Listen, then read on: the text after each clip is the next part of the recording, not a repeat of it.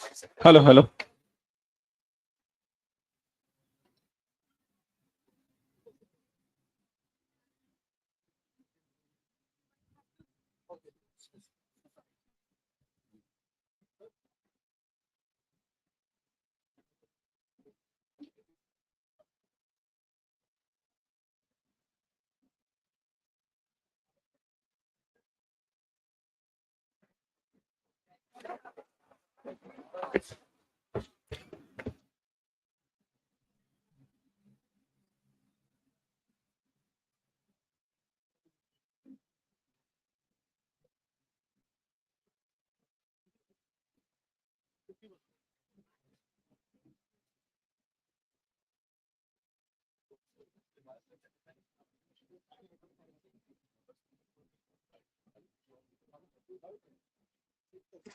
Hello, नमस्कार। मैं मयूरेश गणपत्ते आप सभी का इस कार्यक्रम में स्वागत करता हूं। आप समय निकाल के प्रेस क्लब में सर को सुनने के लिए आए हैं, इसलिए आप सभी का फिर से एक बार स्वागत करता हूं। मैं यहाँ पे खड़ा हूं। प्रेस क्लब की भूमिका क्या है, क्योंकि सर जिस विषय पे भाषण करने वाले हैं उस विषय पे प्रेस क्लब की भूमिका क्या है, ये प्रोग्राम हमने क्यों ऑर्गेनाइज किया, उसको मैं संक्षिप्त में आपके सामने रख रहा हूँ। सच और न्याय ये किसी भी सभ्य, सम्मानजनक और इंसानी समाज की नींव है। हमारे लोकतंत्र में जो सार्वजनिक संस्थाएं बनाई गई है, उनका मुख्य काम यही होना चाहिए कि आम जनता के जीवन में यह मूल्य हर दिन महसूस हो, और सिर्फ शब्दों में नहीं बल्कि व्यवहार में भी। लेकिन हकीकत यह है कि हमारे समाज में आज भी अनेक स्तरों पर असमानता, शोषण और अपमान का माहौल बना हुआ है। ऐसे में सच और न्याय तक पहुंचना अभी भी एक मुश्किल कड़ी है। इसी संदर्भ में दो संस्थाएं जो एक बेहद अहम भूमिका अदा करती है, जो एक है मीडिया और दूसरी है न्यायपालिका। मीडिया का काम है सत्ता में बैठे लोगों द्वारा फैलाए जा रहे झूठ, अधूरे सच, भ्रम को उजागर करना। वही न्यायपालिका की जिम्मेदारी है कि वह जनता के अधिकारों की रक्षा करे, खास तौर पर तब जब वे शक्तिशाली राजनीतिक और सामाजिक ताकतों द्वारा कुचले जा रहे हो। कागजों पर यह व्यवस्था सुनने के लिए बहुत अच्छी लगती है, लेकिन हम सभी जानते हैं कि हकीकत में जमीन पे ये सब बहुत ही दूर है। लेकिन खास करके अगर हम मीडिया की बात करें तो उदारीकरण की नीतियों के बाद अब जन आवाज बनने के बजाय कॉरपोरेट आवाज बनी है। राजनीतिक ताकतों की आवाज बन रही है मीडिया। बड़े बड़े मीडिया हाउस अब सत्ता के करीब है और जनता के करीब नहीं है, और ये सभी का परसेप्शन है। न्यायपालिका की बात करें हम तो कई बार उसने राष्ट्रहित और सामूहिक अंतरात्मा जैसे अस्थिर विचारों को नागरिकों के अधिकारों से ऊपर रखा है। ये कोई नई बात नहीं है, क्योंकि आजादी के बाद भी हमने कई बार देखा है कि अदालतों ने कई बार सत्ता के ओर झुकाव दिया है। हाँ, ऐसे में कई सारे ऐसे उदाहरण है जो हम कह सके कि जो प्रेरणादायी उदाहरण है, वो अपवाद है लेकिन वो नियम नहीं है। यहाँ जहां स्वीकृति की संस्कृति बनाई जा रही है या बन रही है, जहां सवाल कम पूछे जा रहे हैं और सत्ता को ज्यादा सहूलियत दी जा रही है, इसका सीधा सीधा नुकसान जो हो रहा है वो किसी और का नहीं हो रहा है, जनता का ही हो रहा है। सत्ता से जवाबदेही मांगने वाली संस्थाएं खुद जवाबदेही नहीं बनेंगी तो लोकतंत्र हर रोज कमजोर होता जाएगा। हम मुंबई प्रेस क्लब के माध्यम से सिर्फ यही कहना चाहते हैं कि अगर मीडिया और न्यायपालिका को फिर से सच और न्याय के संरक्षक बनाना है, तो जनता द्वारा इन संस्थाओं की लोकतांत्रिक जवाबदेही तय करना भी उतना ही जरूरी है। आखिर में सिर्फ यही करूंगा कि जो सरकार से जवाब मांगते हैं या जो संस्थाएं सरकार से जवाब मांग रही है, उन्हें भी जनता को देने का या फिर जनता ने उनसे जवाब मांगने का भी एक हक है, क्योंकि लोकतंत्र में जनता ही असली मालिक है, बाकी दूसरा और कोई नहीं। मैं मेरे इस दो शब्दों के साथ शुरुआत करता हूँ प्रोग्राम के लिए, लेकिन उससे पहले मैं हमारे चेयरमैन राजेश मस्करनस और प्रेसिडेंट समर खड़ोस को बुलाना चाहूंगा, और सर का छोटा हम एक फेलिसिटेशन करेंगे, और उसके बाद मेरी कलीग नीता कोल्हटकर जो है वो सर का एक ब्रीफ इंट्रोडक्शन देंगी। समर और Rajesh.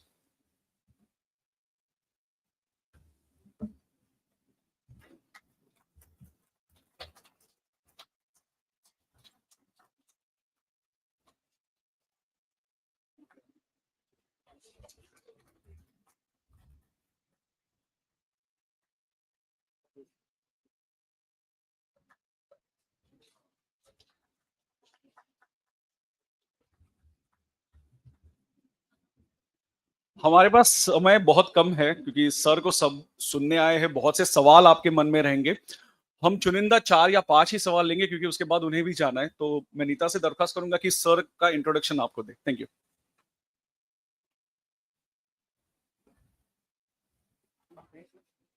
It is an honor to have with us Justice Oak this evening. In the last 15 years, we have been witnessing the dilution of our institutions and laws, which invariably have been infringing on the freedom given to us citizens under the Constitution. The latest addition to this is the new Maharashtra Special Public Security Bill, if passed, that aims to criminalize dissent. Justice Oak I'm just going to give you a chronology of his achievements. Justice Oak enrolled as an advocate in 1983. Then he started practicing in the Thane District Court in the chamber of his father, Srinivas Oak. He later joined the chamber of Sri B.P. Tipnis, a former judge of the Bombay High Court and former Lok Ayukta. He was then elevated as the additional judge in the Bombay High Court in 2003. He became the permanent judge in 2005. He took the oath as a Chief Justice of Karnataka High Court in 2019, and he took the oath as a judge of the Supreme Court of India in August 2021. Justice Oak has stood out as a judge, be it in the High Courts of Bombay, Karnataka, or the Supreme Court, because he is honest and courageous, especially in these times, thereby reassuring people's faith in the judiciary. His judgments and remarks have always reiterated constitutional rights and legal principles. The landmark judgments show his commitment to free expression, procedural fairness, and labor rights. This year, I'm going to highlight 5 of these judgments. Imran Pratap Gahi versus State of Gujarat 2025. An FIR was filed against the MP Member of Parliament Imran Pratap Gahi for reciting an Urdu poem that allegedly promoted enmity between communities under Section 196 of the Bharatiya Nyaya Sanhita 2023. Pratap Garhi contested the charge, saying that the poem carried the message of love and non-violence. The benches of Justice Abhay Oak and Ujjal Bhuyan emphatically noted that the poem did not promote communal tension by any stretch of imagination. At the time of the registration of an FIR, in such cases, the bench said the police must read, hear the words written or spoken.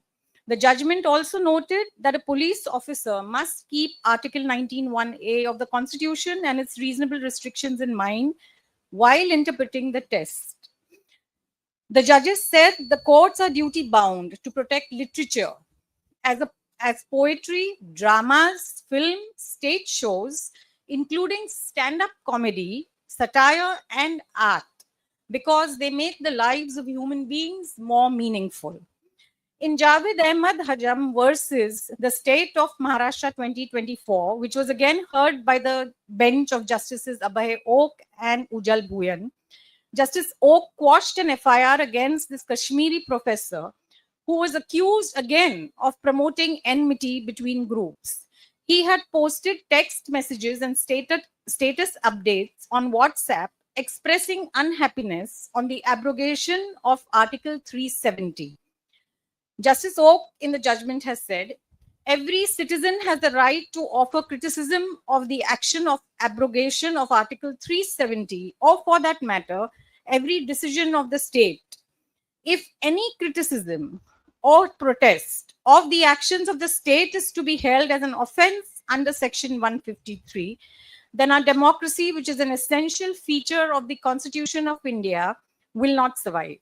In Tarsem Lal versus Directorate of Enforcement, Jalandhar Zonal Office 2024, the 2-judge bench of Justice Oak and Bhuyan held that the ED, Enforcement Directorate, cannot arrest a person under the Prevention of Money Laundering Act 2002 after a special court has taken cognizance of the case.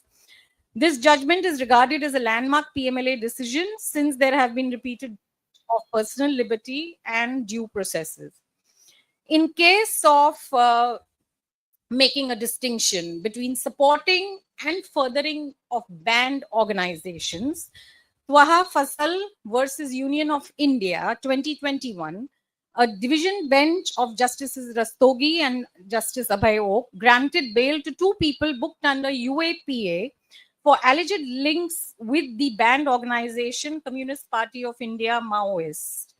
The judgment drew a crucial distinction, a legal one, between associating with a terrorist organization and associating with an intention to further activities of a terrorist organization. Justice Oak observed a mere association was found to be insufficient to attract an offense under sections 38 and 39. The civil appeal of Wikimedia Foundation versus ANI Media, challenging the order of the Delhi High Court's division bench to take down criticism against the ANI, the Supreme Court emphasized that every important issue needs to be vigorously debated by the people and the press, even if the issue of debate is sub judice before a court. It is not the duty of the court to tell the media, delete this, take that out, take that down. Again, this case was heard, I came up before the division bench of Justice Abhay Oak and Ujjal Bhuyan. I would like to highlight also that Justice Oak has time and again emphasized that environmental justice is interlinked with social justice. He reaffirmed a powerful legal principle that the right to live in pollution-free environment is an inalienable part of the Article 21, the right to life under the Indian Constitution.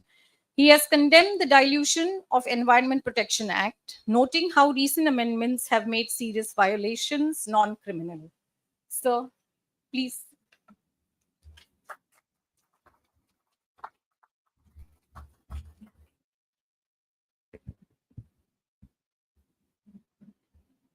Good evening. I was brought up in a house where was that even young children in the house must read at least one Marathi and one English newspaper. And therefore,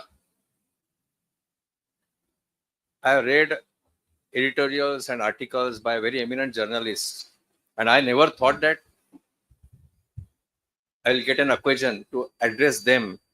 We are very senior people present here. I read their articles, like Mr. Kumar Ketkar is here. I never felt that I'll be addressing them. As a judge for 21 years, 8 months and 25 days, I kept a long distance from media because of Bangalore principles and restatement of judicial values. I kept a long distance. Though I could see reporters standing in my court, in room, especially in room number 13 of the Bombay High Court. And of course, situation has drastically changed from 25th of May 25.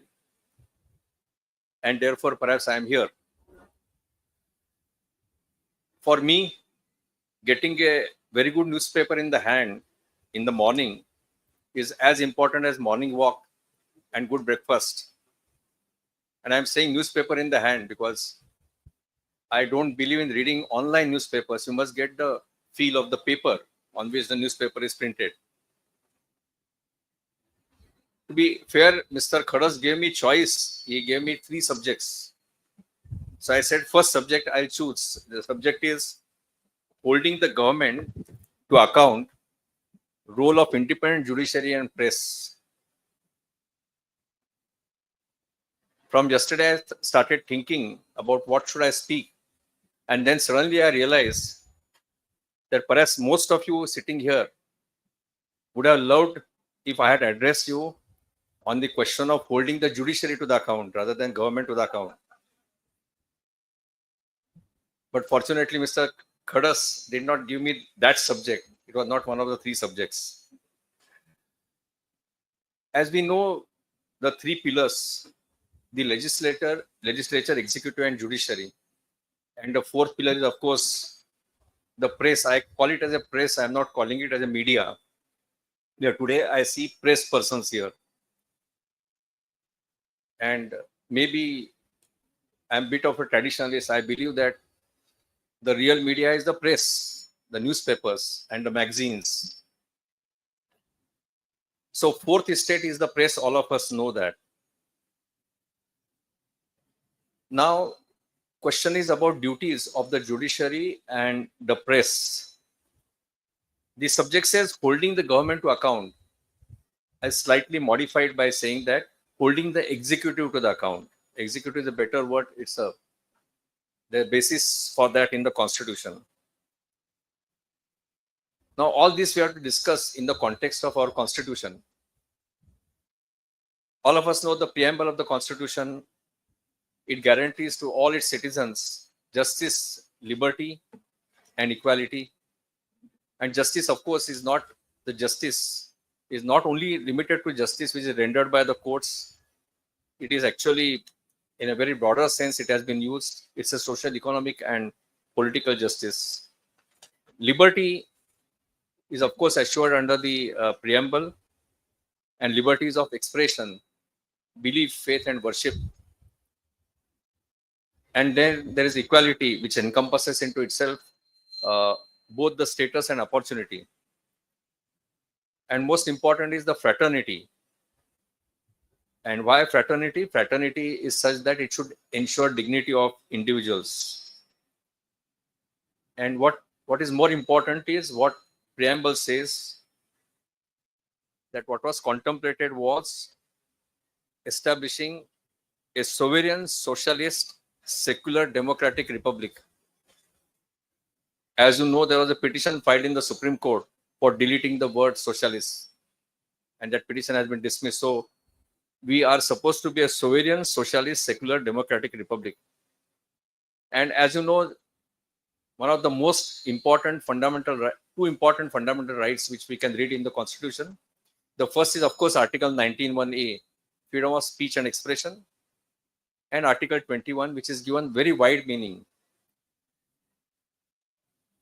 I'll deal with Article 21 in the context of duties of the judiciary and press. And then comes that very famous article, Article 51(a), which incorporates fundamental duties of citizens. And one of the most important fundamental duties is to abide by the Constitution, to respect the ideals under the Constitution, and to protect the institutions created by the Constitution. Unless the judiciary and the press come together and respect and uphold the ideals under the Constitution, the preamble and assurance given to the citizens by the preamble will be virtually redundant. Now, what are the common duties of judiciary and media, the press? Obviously, the common duty is to uphold the Constitution and to protect the institutions created by the Constitution. And we must respect the ideals under the Constitution. And for understanding what are the ideals, necessarily we have to go into the debates of the Constituent Assembly. And someday all of us should find time to go into the debates of the Constituent Assembly, but the debates teach us so many things. And we need not go to the debates for today's lecture. Ideals we find in our preamble itself. And what are the institutions created by the Constitution? One is, of course, the Parliament, and the second is judiciary. And as we know, the duty of the judiciary is to enforce the fundamental rights of the citizens.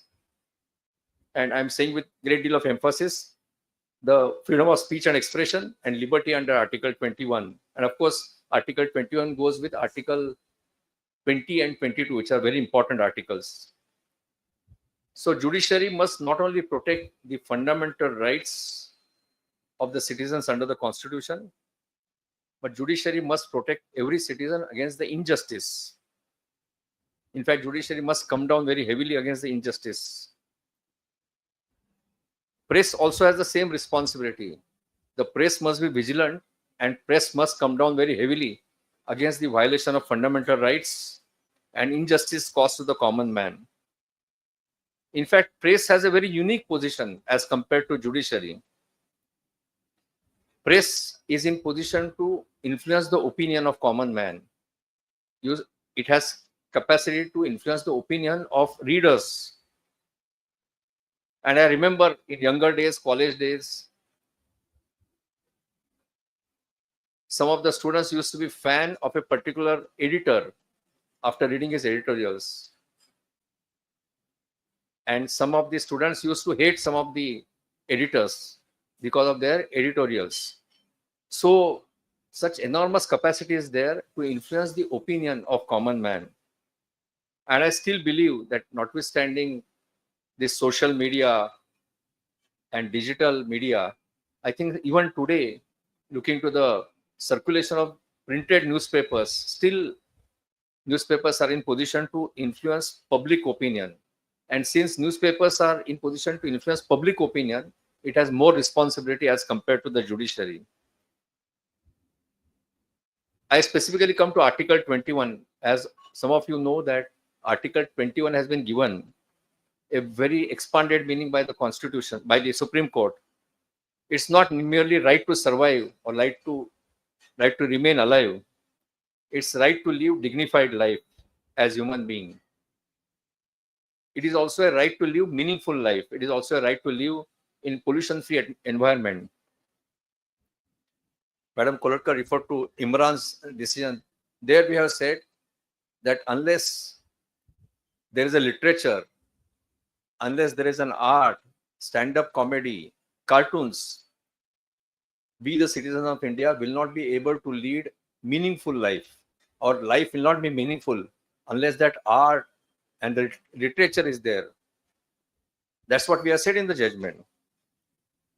Because Article 21 guarantees, apart from privacy, etc., right to lead a very meaningful life. How do we lead meaningful life? Unless we have the art, we have the drama, we have the movies, we have cartoons in existence. And of course, that includes freedom of speech. So without freedom of speech and expression, we can't live a dignified life or meaningful life. And therefore, in a sense, when somebody tries to encroach upon freedom of speech and expression, it is also encroachment on the right guaranteed under Article 21. And with some emphasis, I want to tell you the difference between Article 21 and 19. Article 19 guarantees fundamental rights to the citizens. Article 21 is not 20, 21 and 22 are not confined to citizens.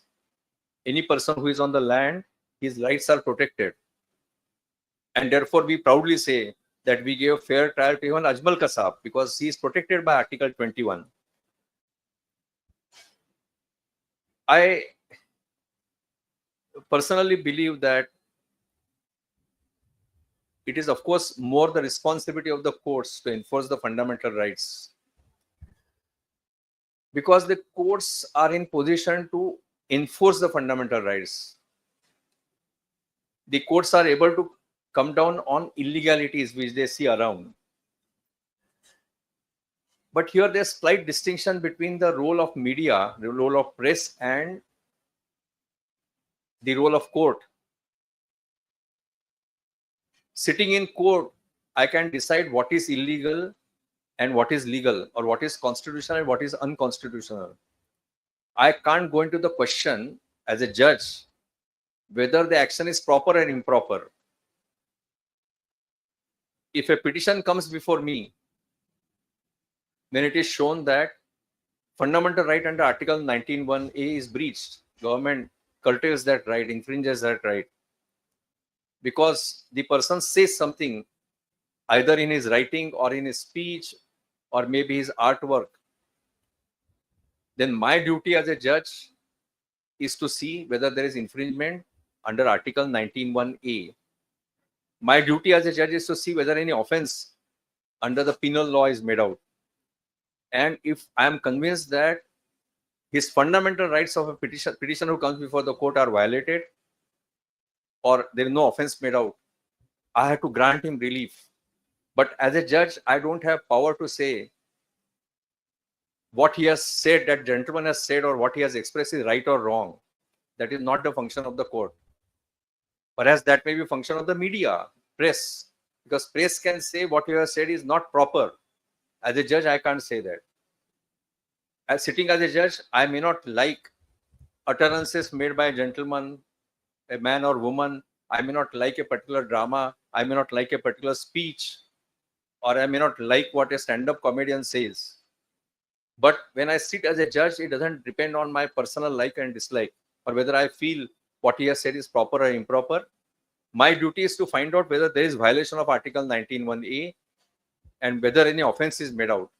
That's my duty, and I can't travel beyond that duty. And my duty ends by writing a strong judgment, coming down heavily on infringement of fundamental right under Article 19(1)(a). But as I say, media and press, they can mold public opinion. So they can say that, look, what you have said may not be correct, it may not be proper, or appropriate or inappropriate. All those aspects can be considered by media. And therefore, this is a distinction between the role of media or the press and the court. We are today essentially talking about duty of the court and media of upholding fundamental rights. But with the passage of time, unfortunately, we have completely forgotten what Lokmanya Balagangadhar Tilak said in his address to the jury. He argued his case personally in the second sedition trial in 1908 before Justice Dawar. That entire address to the jury is available. Entire, from beginning to end, he has spoken about freedom of speech and expression. He talks about upholding freedom of speech and expression. He calls upon jury to perform their duty. And there are very two important sentences. I'm not quoting, I'm just telling you the gist, which are relevant today after 117 years. One sentence is, he says, only because someone feels that I have committed offense of sedition by writing something in my newspaper, it does not become sedition because somebody feels that it is sedition. It must satisfy the test of law. And secondly, he says very interestingly, I know that I am persona non grata. I am not a favorite of British government, but that does not mean that I should be prosecuted for sedition. Now, these two arguments which Lokmanya Balagangadhar Tilak did, they are still relevant even today after 117 years. And why I'm saying this? Because here comes the duty of the press itself to uphold the freedom of speech and expression. I'm making little digression. All of you know, you have visited room number 46 of the Bombay High Court, where you see that plaque with what Lokmanya Tilak lastly said before the address the judge, Justice Dawar. Chief Justice Chagla held a function in room number 46, and he publicly apologized for the judgment delivered by Justice Dawar. He said it was a mistake committed by the High Court. And the concept of freedom of speech and expression is so beautiful. There was one gentleman, I'm not naming him, he was told to write, by High Court suggested that he should write history of the High Court when High Court was about to complete, I think, 110 years or 100 years, I don't recollect. He was a gentleman who used to report cases conducted before the High Court. He wrote a book and he said, Justice Chagla has committed a blunder. He said that after 50 years, you can't say that Justice Dawar was wrong. The reason is that he applied the law then prevailing. And then I was told, of course, I've not seen decision in writing, that High Court said that since you are criticizing Chief Justice Chagla, your big book will not be published officially. It was published by that particular author. Now, today's subject refers to holding the government or executive to the account. Irrespective of party in power, there is always a tendency on the part of executive. When I say executive, it will naturally include the rulers, the ministers, those who are running the government. So executive is a very broad term. In the context of constitutional principles, I am using it executive rather than referring to the government. So there is always tendency on the part of executive to encroach upon the rights under the Constitution. And there is always a tendency to weaken the institutions under the constitution. There is always a tendency to curtail the fundamental rights of the citizens. And that is where role of court and the press is very important. We have those examples before us. I remember I recently had to study the period of emergency because one of the newspapers in Delhi told me to write article on emergency, which I wrote. And I found that one of the leading newspapers, after the emergency was proclaimed, that newspaper adopted a novel way of protesting. The entire editorial column was kept blank. So those were the days where we have to really examine whether the judiciary and the media perform its duty. When it comes to judiciary, of course, there are a lot of criticism. We have that ADM versus Shukla, with that famous dissent by Justice H.R. Khanna. When we say that, of course, everybody has right to criticize that judgment, and that judgment was overturned later on by a larger bench. But we forget that there were judges of the Bombay High Court, there were judges of Madhya Pradesh High Court. Even though the remedy to enforce Article 19 and 21 was suspended, they upheld the rights of individuals. For example, some of you may be remembering it. There is a very famous magazine, Sadhana, from Pune, founded by Sane Guruji. The magazine wrote certain articles criticizing the emergency. And about 12 or 13 volumes of the magazine were forfeited. Bombay High Court, perhaps Justice Tulsapurkar said that, look, the the remedy to enforce Article 19(1)(a) may have been suspended, but here is a case of illegality and will come down against the illegality. Now, as I myself said in that article, whether there is emergency or there is no emergency, the fundamental rights are always under threat. The citizens' rights are always under threat in one form or the other. Now, there's one more issue which I want to highlight. As I said, right under Article 21 includes right to live in pollution-free environment. And therefore, it is the duty of the court to ensure that the law relating to environment are strictly enforced. Because the moment you violate law relating to environment, you are committing breach of or violation of fundamental right under Article 21.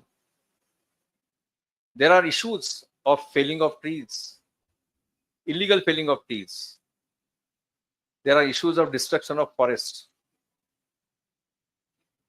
Question which will have to be asked is whether press is really vigilant about this, whether judiciary has done enough to protect the environment, to protect right under Article 21.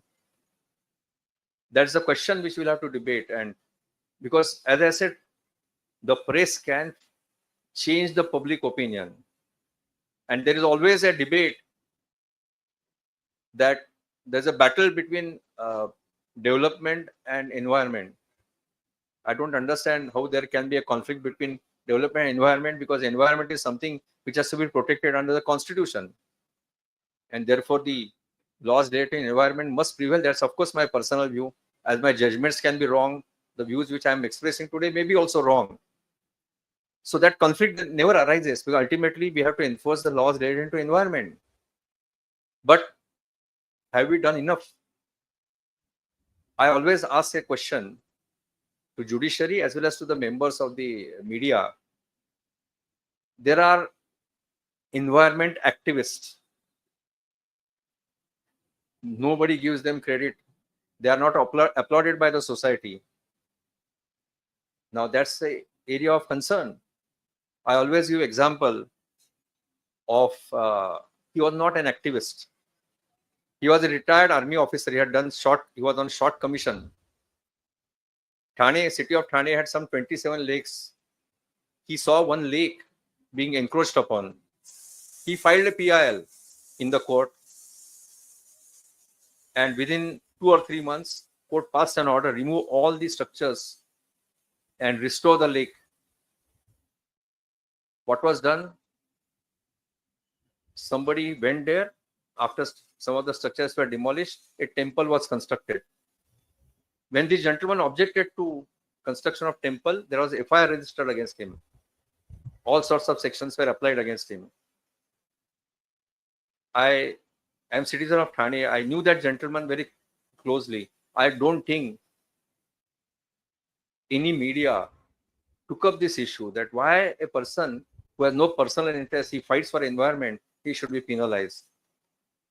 Of course, those were the days when we had a great judge like Justice Ajit Shah, and in that PIR he quashed that FIR. He ensured that that person should not suffer. So this is one area where we have to ask question: are we doing enough for those who take up public causes?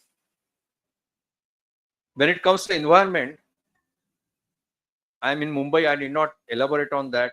It is not only certain elements in the society, but even politicians as a class, they come down very heavily against the orders of the court. When courts try to protect the environment or court is proactive, they come down very heavily. And there are famous incidents. I will not quote that incident because I am personally involved in that. But it's a matter of fact that there is always an attempt made by the executive to overreach the orders of the court when it comes to orders in environment. Then there is one more area where the courts have to be extremely vigilant, apart from the press. That area is again covered by Article 20, right to life. Today we talk about encroachments on public places made by slums. There is always a talk that why should slum dwellers get civic facilities? Some of you must be remembering there was a debate in the High Court. I was part of the bench. I was heading the bench. Whether the slum dwellers have a right to get water supply. And it's a matter of record. One IAS officer, one famous architect, they raised this issue before the court and they placed material on record. The material on record indicated that even about 27% of the constables working in Mumbai police, they have to stay in slums because nobody can afford accommodation in city of Mumbai. So therefore, ultimately, that is essential part of right to life. And what is that right to life? I have been saying this in my judgments on public platforms, that are we sufficiently thinking about providing affordable housing in our bigger cities? Are we thinking about it? Again, it is part of Article 21. And if court is not going to protect this right of having shelter, who else will protect it? But is media doing sufficient?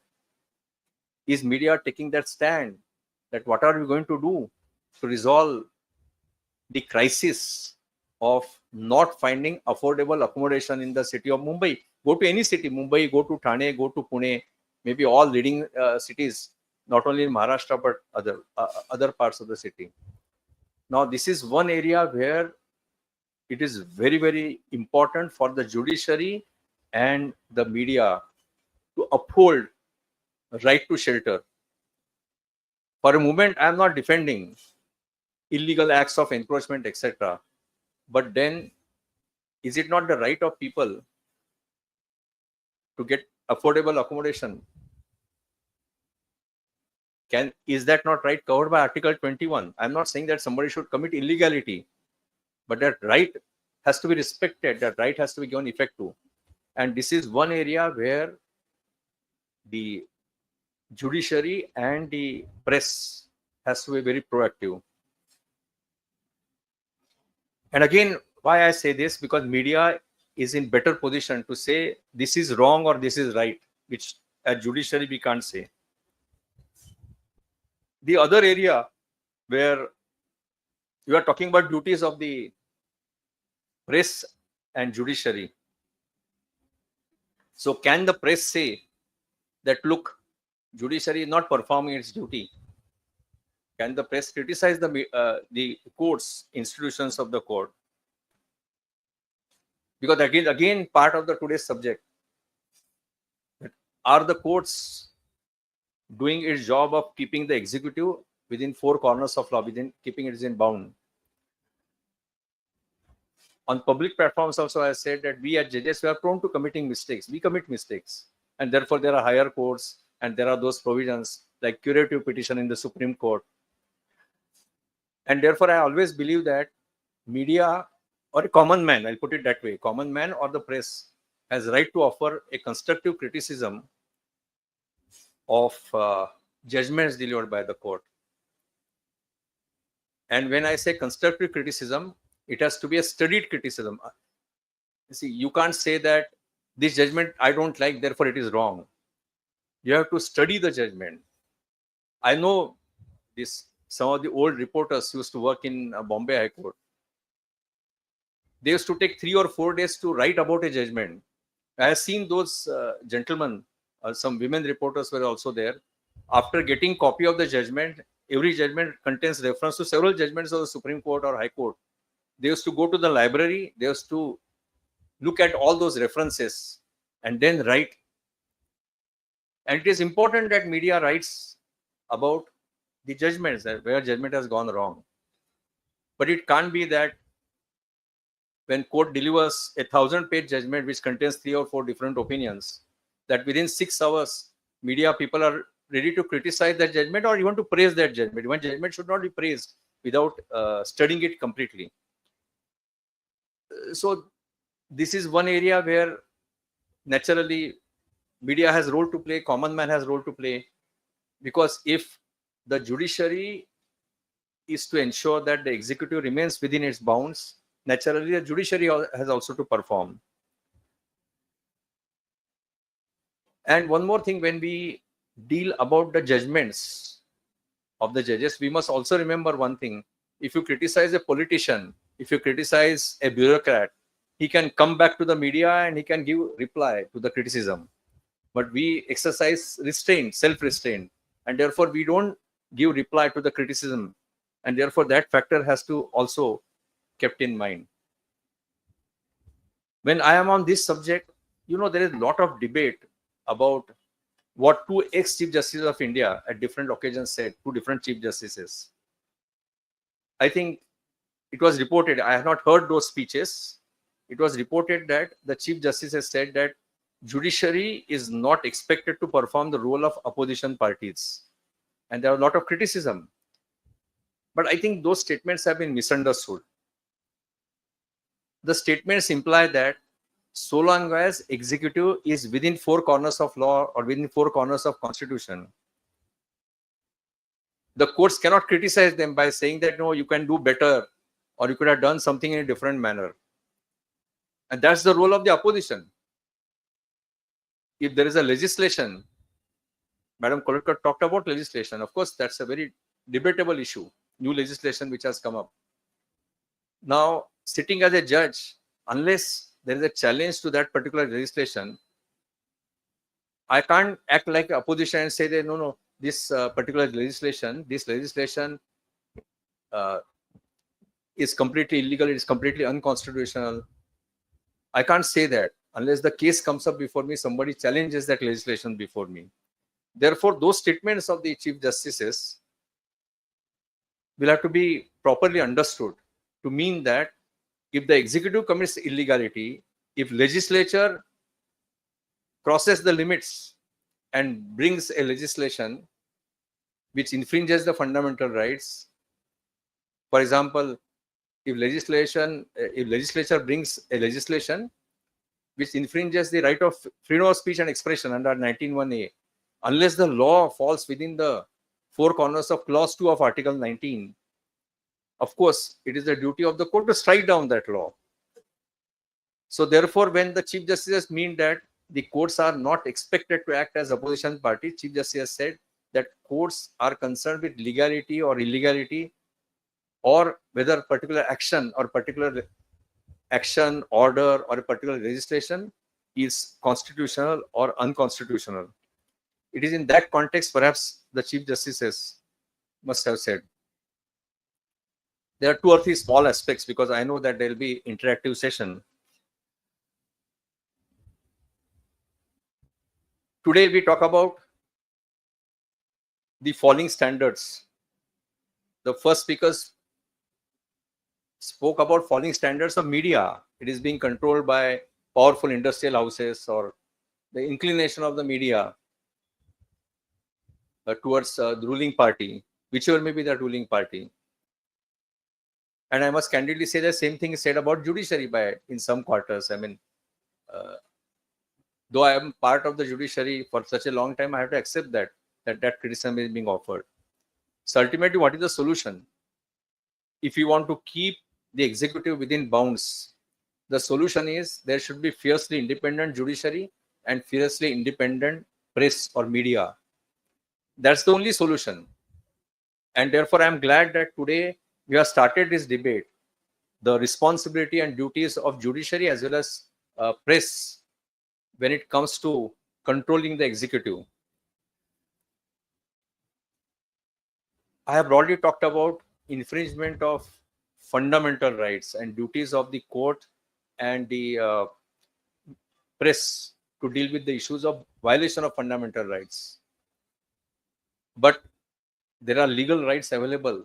There are other legal rights under various statutes. For example, I'll give an example in context of Maharashtra. Many young people, they may not be aware of that law. The legislature brought in Bombay Tenancy and Agricultural Lands Act, which provided that on a particular cutoff date, I think it is 1st April 1957, a person who is in actual cultivation of a field will become owner of that particular field, and the real owner will get some compensation. Then there was Agricultural Ceiling Act, which ensured that, consistent with the principles under the Constitution, under the directive principles, that large holding should not remain, large holding of agricultural land should not remain in the hands of few. Now, some of these very progressive legislations were there, but perhaps the press was not active because these were the legislations which protected the common man at the grassroots level. And nobody went to the extent of finding out how far these legislations have been implemented. Such a novel object was there, that person who actually cultivates becomes owner. I can give you several such examples of various laws which created legal rights in favor of common man.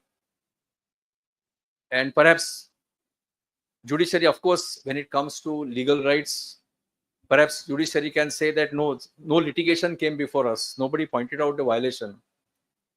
Of course, that argument is also no longer available after Asiad workers case, where for Asiad, for constructing stadium and other facilities for 1980 Asiad, workers were called to Delhi from neighboring states and they were not paid even minimum wages. The Supreme Court intervened. That was the beginning of the public interest litigation, and everybody was paid minimum wages. There's one more area where perhaps the press and judiciary will have to work. That is an area where there are large number of under trials who are in our jail. Why under trials are in jail? Of course, there are wider issues, that why we are not able to deal with the cases. We have very poor just to population ratio. Those things are there. But we have to also consider the rights of those who are languishing in jail. As chairperson of the Maharashtra Legal Services Authority, I had occasion to visit almost all important central jails in our state. And I faced barrage of questions. I used to interact with the prisoners. One prisoner told me, I believe either Nasik or Yeroda jail, I forgot which was their jail. One prisoner said, "Sir, I am here as under trial for 10 years. And let us assume that I have committed crime. But because I am in jail for 10 years, I can't get my daughter married. My son is not getting employment. So these are the issues of those who are languishing in jail. We are not here to say that somebody who has committed a heinous offense should be protected or he should be shown leniency. But we are dealing with cases of those who are languishing in jail without trial. And they are the ones who can't afford to engage lawyers because they don't have money. There are many people. And then we provide them legal aid. And what is the quality of that legal aid is again a debatable issue. But as present Chief Justice of India, one of his judgments has said that legal aid to poor can't be of poor quality. That's what he has said in one of the judgments. So these are the issues on which the press and the judiciary must concentrate, because we are not only going to discuss the issues of those who have their voice, but there are voiceless people who don't come before us. They don't come before the media, or they don't come before the court for various reasons. So that is also one area where the press and the judiciary owes a huge responsibility. And someday we'll have to take a call whether we have performed our duty or we have done what is expected of us. So this is the broad overview of the subject. Actually, this is one subject where we need to discuss each and every topic for 1 hour or 2 hours. But I'm just giving you overview because 45 minutes was the time. I thank the very senior and distinguished members of the media for giving me this opportunity. And now we can start with interactive session.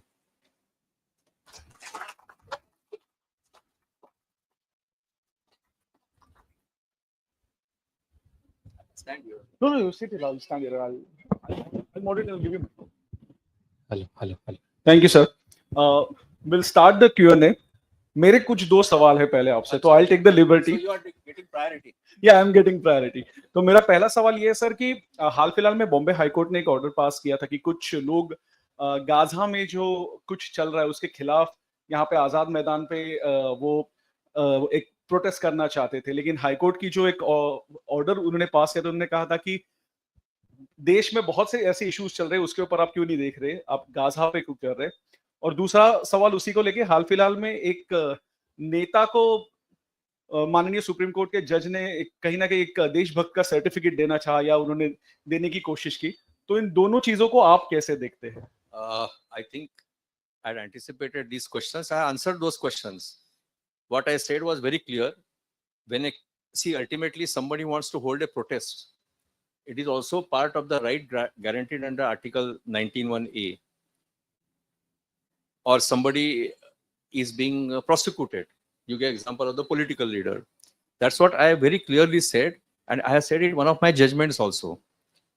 Very clearly I have said what I am saying it today, and I said it a few minutes back, that when such case comes up before the court, all that court has to see whether there is violation of fundamental right under Article 19(1)(a). Court is not concerned what is the subject on which protest is to be held. And therefore, if the moment court finds that there is violation of fundamental right, court has to grant relief. That's what I said in my address. Thank you, sir. Chand, I'll give you the mic. Bala, we'll take him and we'll come to you. We'll go one by one. Chand. Hello. Chand, tigre. Chand, tithe. Tana. He's standing. Sir, hello. Sir, when higher courts can take suo moto action, why don't we see more of it? You are talking about suo moto PILs. Suo moto action, that's PIL. Mostly it is PIL. Right. Yes, ideally you are right. But practically what is happening is, now I was part of Bombay High Court for 15 years and 9 months. As constitutional courts, if we are told to have 150 cases listed before us every day, that puts several constraints on our performance, because constitutional courts are not meant for dealing with such a huge number of cases. And therefore, you may be right in saying that there are areas where court could have taken suo moto action and we have not taken action. You are right there. But then, these are the issues which we face, that how much time we can devote to these cases, right? I'm not saying you are wrong, you are right. some more action was required. Well, Lordship, I would like to ask, one of the most recent incidents which shook the common man's faith in the judiciary was the Justice Verma incident, where crores of rupees in cold cash was found in his house. And when a petition was moved in the Supreme Court, and it came before the bench office, you are a member, which demanded that impeachment is not the punishment. So I don't think I was a member of that. The petition came before recently after my retirement. Okay. Came before some bench of the Correct. Supreme Court. But the thing was, impeachment is not the punishment. There are separate laws dealing with illegal hoards of money and all that. But instead of that, the Supreme Court dismissed that petition. So if the same found was the same cash was found in my house or Urvi's house, definitely the income tax, everybody would have a pound on us. So are judges above law? That is the question I want to ask. One, I must say very candidly, I have one constraint in dealing with Justice Verma's case, because as a judge of the Supreme Court, I was part of the consultative process held by the Chief Justice of India. I'll answer this question in a different way. Please read the judgment of Justice Kehar which deals with this situation, that in which case in-house committee can be constituted, what are the powers of the Chief Justice after in-house committee submits a report. So all that is explained in that judgment. And I have not read that judgment which you are referring to. I think recent 2 or 3 days it has come. So I'll have to go through that judgment. But on merits, I will not comment because I was part of the decision-making process. But keep aside this case. In Veeraswamy's case and under a law, there is a protection against the judges for registration of FIR. And someday, citizens must think about it, because if that protection is not there, how many FIRs will be registered against judges? In what manner they can discharge their duties? Someday, you have to answer this question. We have to answer this question, not you. Correct. But please read that judgment of Justice Kehar. I'll share that citation with you. And I think, I don't know, I read in newspapers, what was challenged was the report of the in-house committee. That was the challenge. It was challenged by the judge, I believe. I don't recollect recent judgment. Yes, by the sir. judge, that's right. That's right. It is on. It is on. Hello. I want to ask you a question about the governance. Now, you see the state governments, there are many states where the opposition is in power actually, okay? And the decisions taken in the assembly, okay, by the due process of law, this goes to the governor. The governors, we have seen in last 10 years that these decisions are just held with the governor. Now, recently there was a judgment by Supreme Court when the Kerala government took up the matter, and Supreme Court set a limit. Now, to what extent the president can intervene in a matter where the democracy itself is at stake, actually, you see? See, your question revolves around judgment of bench headed by Justice Pardiwala and the reference which is made by the president under Article 143. I have limitations on answering that question because when that judgment came, the last few days of my tenure in Supreme Court, so I had race against time to complete my judgment. So I have not, frankly speaking, I have not read that judgment. If I read that judgment, I would have dealt with it, because now I am that way, I have lesser constraints on me, but I have not read that judgment. What exactly is the view taken by Justice Pardiwala's bench about the powers of the governor? I think the bench has said about powers of the Honorable President also. But permit me not to answer that question because I have not read that judgment. Hello, sir.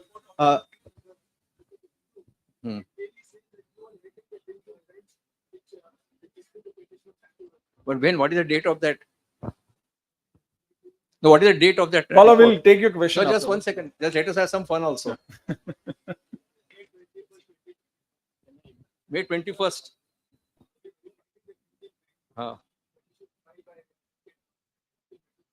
That's a different petition. That has nothing to do with this.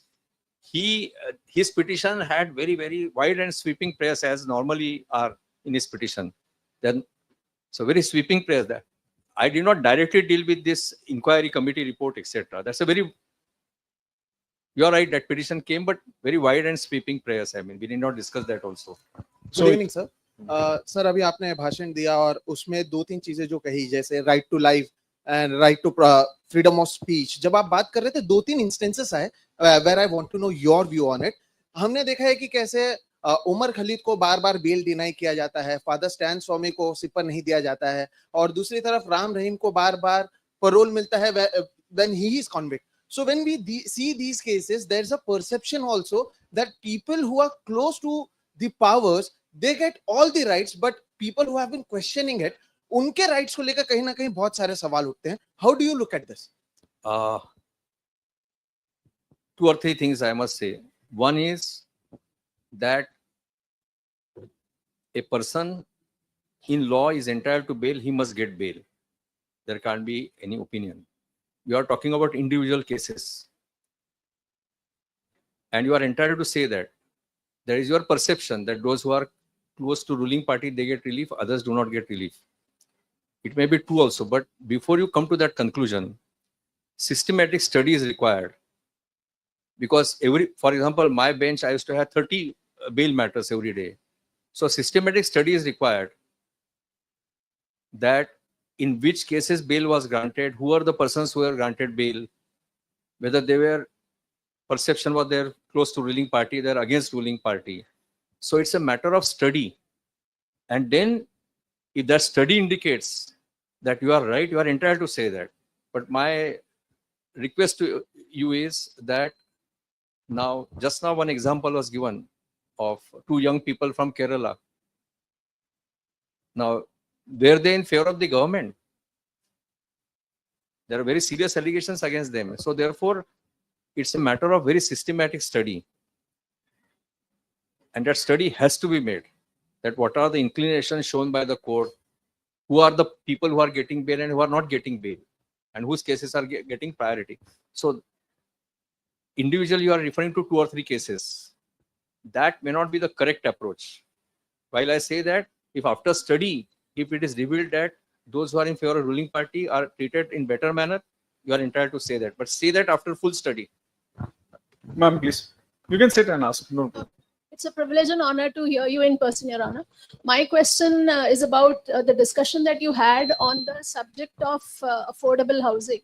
Well, I think it's a conundrum, or it's a little bit of a quagmire, because Bombay itself has been built on reclaimed land. We are now seeing a slew of redevelopment. What is your viewpoint on the natural resources which are finite? Because the population is increasing, the resources are finite. I beg to differ and say there is probably no possibility to strike a balance. Your comments, please. No, I said in different context. Take a case of some individual who today says working in the remote part of state, maybe in Nanded, let us take it. He gets salary of 40,000. He is transferred to Bombay. Will he get accommodation? Can he afford to take accommodation? Or somebody who has salary of 50,000, 60,000, can he get accommodation in Mumbai? No, that's the right to shelter I am talking about.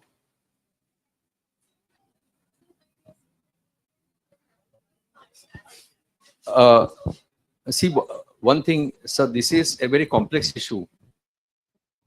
In the sense, we have to see what is the concept of development. We have to also see what are the principles of town planning. Some of you, if you are interested, there's a very beautiful document. There was a committee appointed, I think, either 1959 or 60, of very eminent civil servant, Mr. S.G. Barve. He submitted a report. That report said 3 things. 1, all commercial development in South Bombay should be stopped. Of New Bombay should be created, to which transport facilities have to be provided. And 3rd, all development should be in the Bandra Kurla complex. I'm saying this as a citizen. I may be wrong there in terms of facts, but the report I have read and reread because We used to rely upon that report as a lawyer when we used to argue those New Bombay acquisition cases. What was effectively done was that report was accepted, but development in South Bombay, bank pay, reclamation, etc. went on. And after entire potential was exhausted, now we go to Bandra Kurla complex. The idea was Bandra Kurla complex was in the center of both the districts. So in the morning there have been flow from all directions. Evening it will disperse. And New Bombay also, we developed New Bombay, but it took about 12 years or 13 years to have suburban railway connecting New Bombay. So now ma'am, I it is just up to want to Uran. request you, let's not get into the debate because we are here to hear him. Sir, please. So I'm just taking this forward and to the suggestion which you made earlier. I'm happy to share information. One of a distinguished founder member of the press club, Olga Tellis, took up a case under Article 21 for the slum dwellers when A.R. Antuli was the chief minister, and a landmark judgment by Justice Chandrachud, which is taught in all law schools till day, and it's one of the most landmark judgment. So very happy to share that. When you said we have to take our responsibility of a journal a little ahead, so I'm very happy to share that. Number two, sir, I had a little point on a small point on you mentioned about legal aid given for prisoners, and that's why there are so many people languishing. There are statistics say more than 50% prisoners are over living in the jails, then they could be sentenced for. And you are rightly with the legal cell aid and all helping to give lawyers to them, whether they experience or not. But the problem starts at an earlier stage where whether prisoners have money to give to the jailers to take them to the court. Sir, I'll request you if you could ask your question. Okay, my last question is, sir, on pendency. Just ask one question. Okay, the pendency is huge. Now we are crossing 5.5 crores. So your suggestion that one day we'll have to sit and reflect what we did about it. There'll be no time. We will be dead. Our future 3-4 generation will be dead to reflect, because the government report says they will take 400 more years. What are your thoughts on that, sir? As I said this on public platform, I said it on my judgment. Very recent judgment, I have said that in 2002, there was order of the Supreme Court, which refers to just to population ratio. How many judges should be there for population of 10 lakhs? In most of the developed countries or so-called developed countries, it was 70, 80, 100, 113. All that Supreme Court said was within 10 years, 2012, by 2012, ideally in India, just to population ratio should be 50 per million. Today, we are struggling at 20 or 21. And at that time, what Supreme Court contemplated was litigation, which was coming. And now with the passage of time, there are new litigations which are being added. That is one. Secondly, there is a judgment of 2016. There are Professor Mohan Gopal, eminent academician. He was given task of a formula. How many judicial officers will be required? A formula was fixed. Supreme Court directed that each High Court should submit a proposal to their respective states after using that formula, calculating just strength, which is required. I was chairman of that committee. One way of calculating was, the result was 12,000 more judges. I am talking about trial and district courts. Somehow we submitted a proposal for 8,000 judges in 2016 or 17. I don't recollect exactly which year. And I am told now, so far only 700 or 800 posts have been increased. If you want to see example, please visit Metropolitan Magistrates Court in city. Each judge has more than 100 cases every day. Half of the cases are Domestic Violence Act, Section 138 of the Negotiable Instruments Act. So this is a larger issue. And that larger issue has to be answered. Gurbir, then Jyoti ma'am, then Sachin sir. Yeah. So,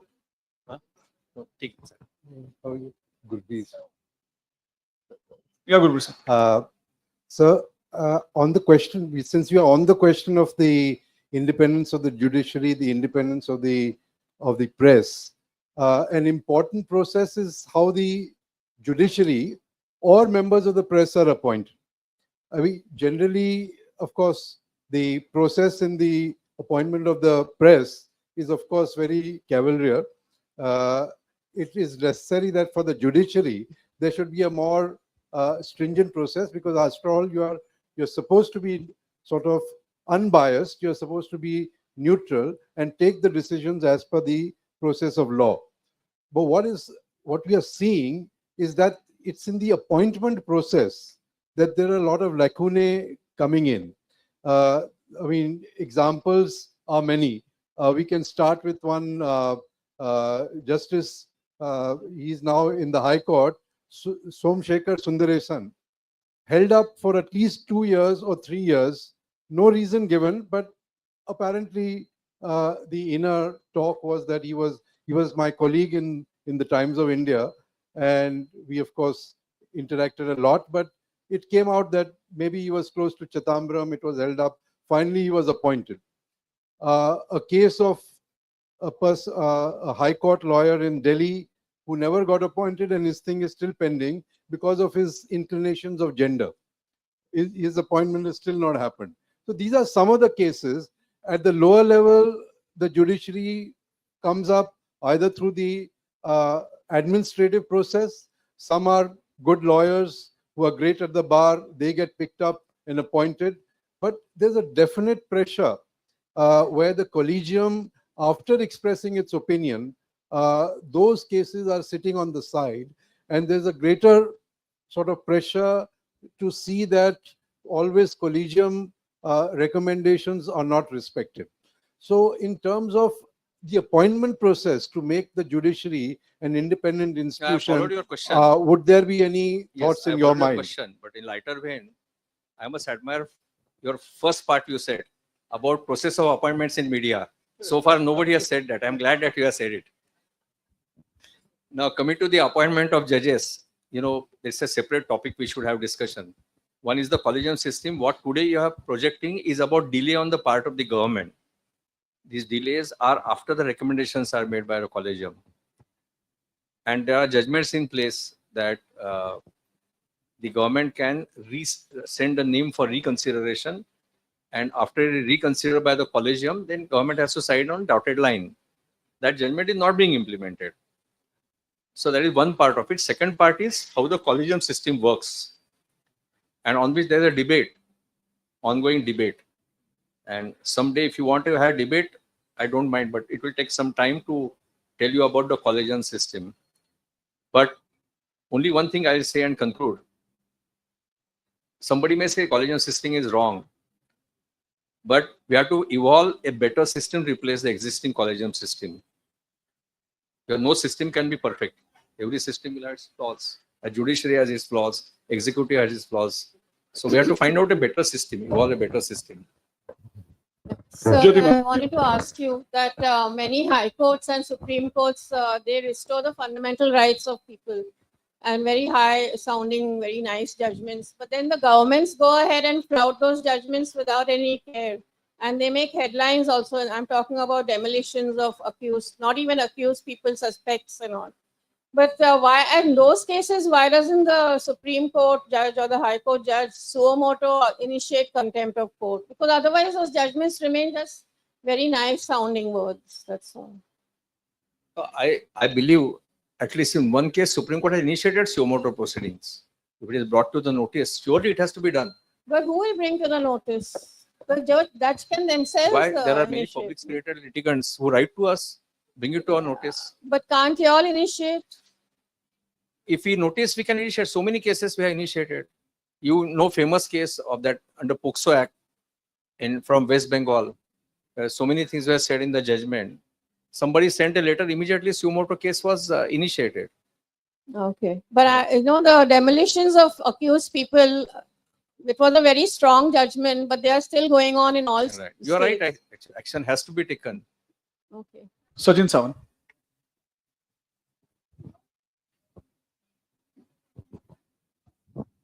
Sir, good evening. It was a nice session actually. Judiciary is considered as the custodian of constitution.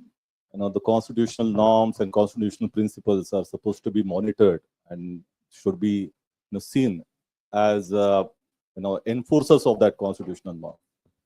And we clearly see that the current government, and since last 10, 11 years, they want to shift the the idea of India towards Hindu Rashtra or their ideology.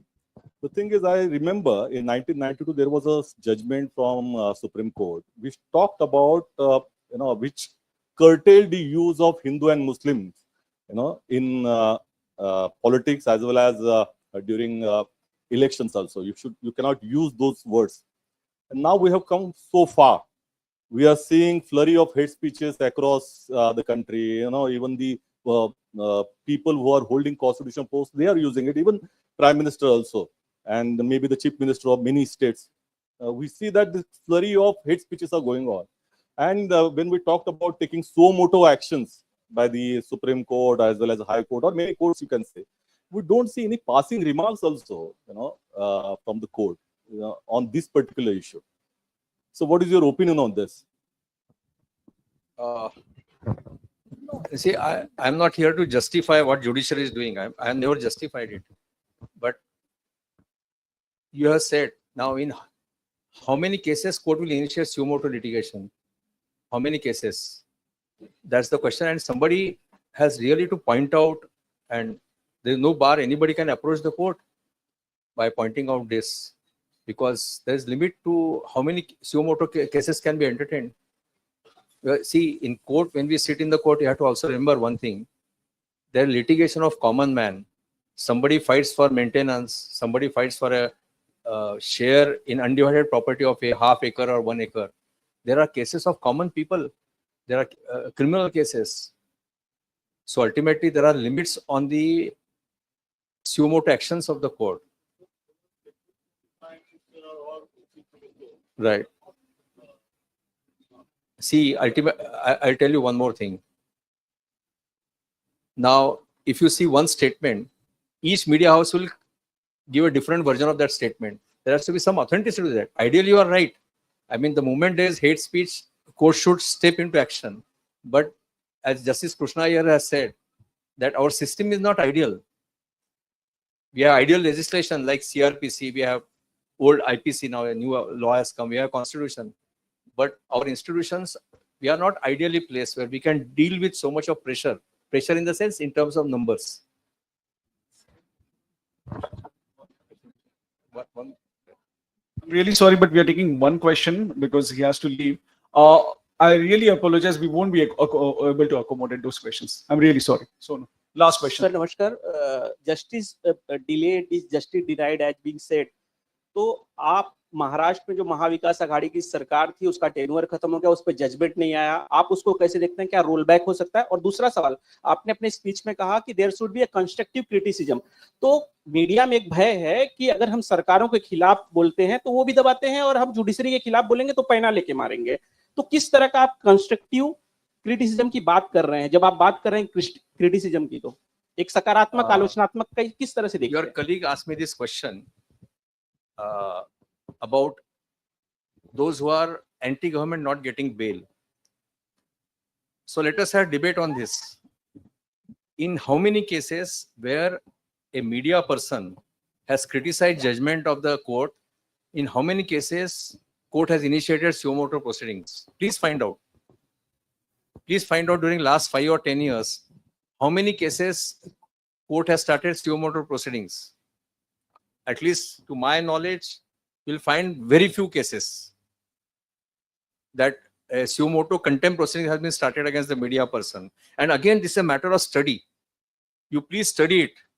And after making a full-scale study, if you find that media persons are being hounded by the court because they criticize the judgments, you are right to say that. But it has to be said on the basis of complete study.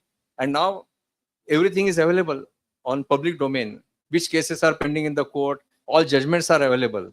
So on the basis of that, if you come to a conclusion that so many cases are being initiated against the media persons, you are right in criticizing that.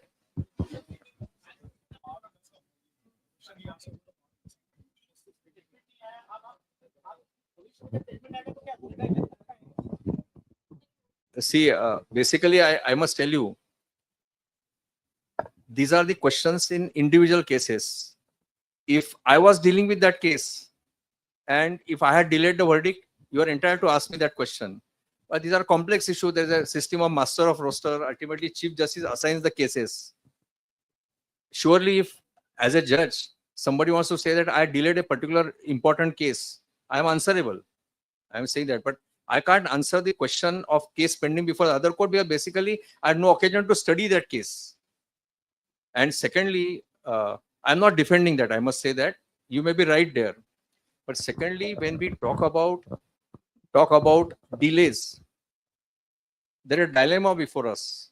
I sat in criminal matters. There are cases, appeals of the accused who are in jail for 14 or 15 years. There are matrimonial litigations where parties are residing separately for 15 years. Ultimately, we have to have our own priorities also. So which cases should be given priority? Because we don't live in an ideal world like USA. The topmost court in USA, every year they decide 300 cases or 360 cases. Whereas in Supreme Court, every bench deals with 250 cases every week. So we got to have our own priorities because we don't live in an ideal world. So therefore, when you consider the question of priority, why a particular case is not given priority, it's a matter of study.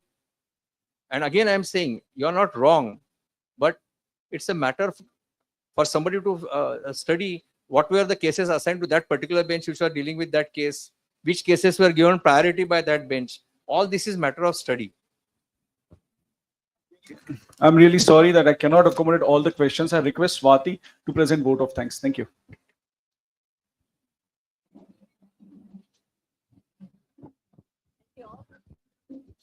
Doesn't want me to give a vote of thanks? Okay.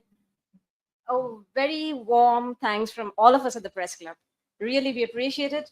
You're a recently demoted Supreme Court judge, so everyone was very keen to hear you speak. And you did justice to the talk you gave today. I'm not being in any sort of judgment on your speech, but you said so many things that really touched a chord. Sorry, I said 2 minutes. You touched so many things that really touched a chord, and what media should do, and how, apart from being so insightful, what you're saying really is how we should introspect and think of what we are not doing and we ought to do in terms of taking on causes that really affect society, fundamental rights of people. You mentioned that we should also highlight this, and we are shaping the thoughts of the society by our articles, so to say. I mean, and our opinion pieces. You mentioned Kumar Ketkar is here, the senior journalist who not just report, unlike some of us, but all these thoughts that you mentioned really talk about the freedom of press and how free we are. I must thank Mayuresh for such an adept conducting of the session.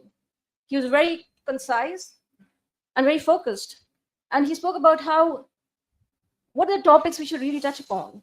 You spoke about that.